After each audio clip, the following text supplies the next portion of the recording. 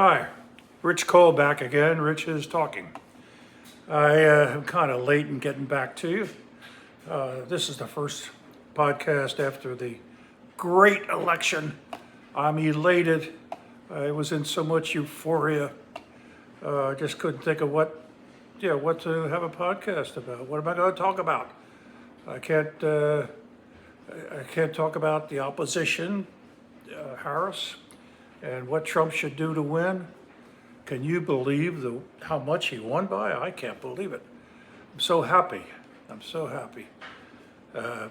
One of the good things is no more of this. I can imagine what can be and be unburdened by what has been. You know? What can be unburdened by what has been. There are those who are unable to see what can be, but there are many more who are able to see what can be unburdened by what has been. So, no more of that. I don't think she'll come back anywhere politically. She's finished. And I'm glad.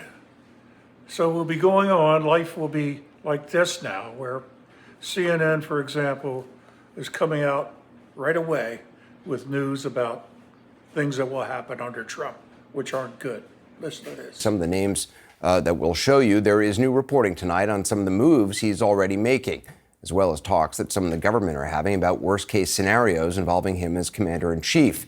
Defense officials tell us that informal discussions are underway at the Pentagon about how the department might respond if the new president orders active-duty troops onto U.S. streets or fires large numbers of non-political staffers. As far as appointing cabinet members, Trump hasn't made any yet, but he did make an important position, select one for the chief of staff. That's Susie Wild, and she has quite an impressive background. I admit, I didn't know who she was, but a lot of people do. And here's some background on her. All right, guys, good morning. So Susie Wiles has a long history of Republicans to victory. She is a longtime Florida-based Republican strategist who ran President Trump's campaign in the state in 2016 and 2020 and served as a senior advisor and campaign co-chair in 2024. She also played a key role in helping Rick Scott and Ron DeSantis win their gubernatorial races in Florida. She began her career in 1979 as an assistant for Congressman Jack Kemp before joining Ronald Reagan's presidential campaign a year later.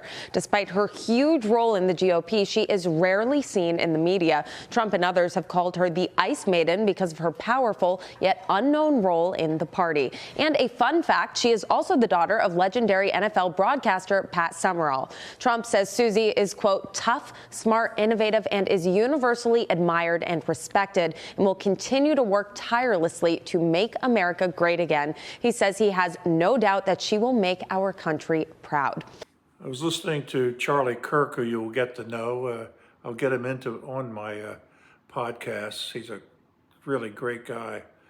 He's interesting enough. He did not go to college, and he debates with a lot of people. A lot of the people on the left think he doesn't know what he's talking about because he doesn't have a degree. But he sets up these tables at these liberal colleges, and they come out and talk to him, and he just puts them to rest.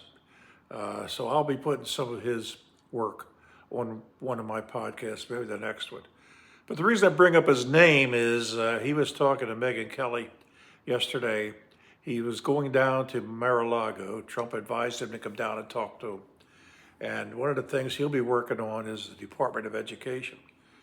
And don't know a lot yet, but some of the things that he's going to get rid of is the DEI.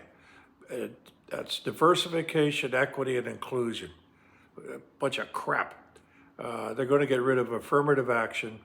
And people who have been hired under those terms, they're going to go in and get rid of them. That's going into the deep state that they talk about. Dig down deep and get rid of these people, and then only have people based on merit.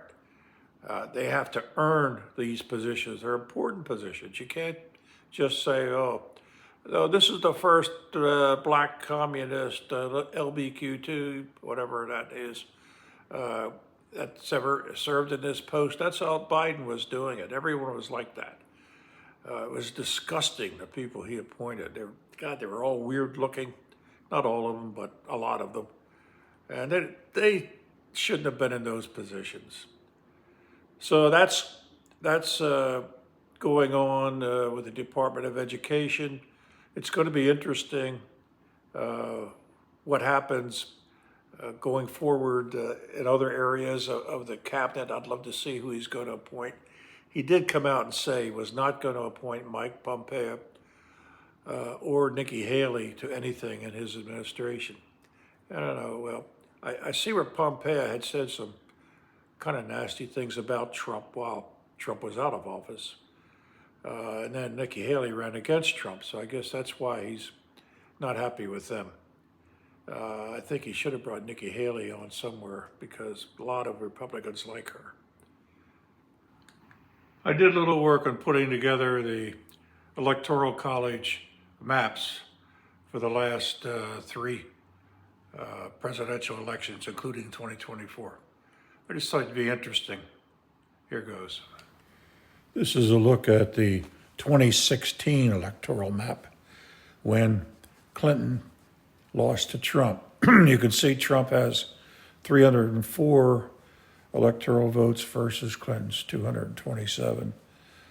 The interesting thing I thought here was Nevada went to Clinton that year. It went to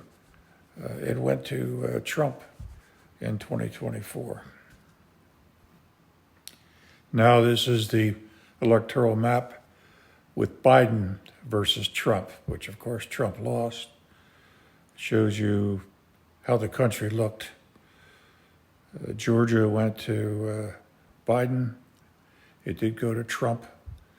The big ones there were Michigan and Wisconsin all went for Biden. They all went for Trump later. Now this is the current map, the 2024 election. You can see all of the red across the country. Red, of course, being Republican, went for Trump. He's leading in the electoral votes, 312 to 226. Nevada and Arizona were toss-up states, but they did go to Trump. Also, the popular vote came up in question a lot, how it jumped so high in 2020 for Biden. It went up 15 million. People wonder where that came from, where those people came from, which is what caused a lot of this concern about was the election rigged. There's no answers to it, but I thought I'd lay out for you what the popular vote looked like for those same 3 years. So I decided to take a look at the popular vote when Trump was involved. You'll see that in 2016, Clinton got 65 million votes versus Trump's 62 million. And that was the popular vote. Even though Trump won, he lost the popular vote, which was a reason that they gave that he was the illegitimate president. Then in 2020, the popular vote was 155 million total, 81 million for Biden, 74 million for Trump. So Biden won with both the popular vote and the electoral vote. Now in 2024, Trump won the popular vote. He had 74 million versus Harris's 70 million. And of course, he swamped her on the electoral. People raise the point, how did 15 million votes suddenly appear for Biden? Where did they come from? But keep in mind that there was an 11 million jump in popular vote for Trump from 2016 to 2020 as well. But what makes it look bad is in 2024, Harris only got a 70 million popular vote count, which is up from Clinton, only 4.6 million. Whereas Trump had a gradual increase again in his popular vote, up to 74 million votes. Is this possible or not? That is the question. So I left you something to think about, and we appreciate your following me. And if you're on TikTok, don't forget to go to my profile and click on YouTube, and then you'll be in YouTube, and then click on subscribe there. That means a lot to me if you would do that. I'm going to try to go live in the next few days again, see how that goes.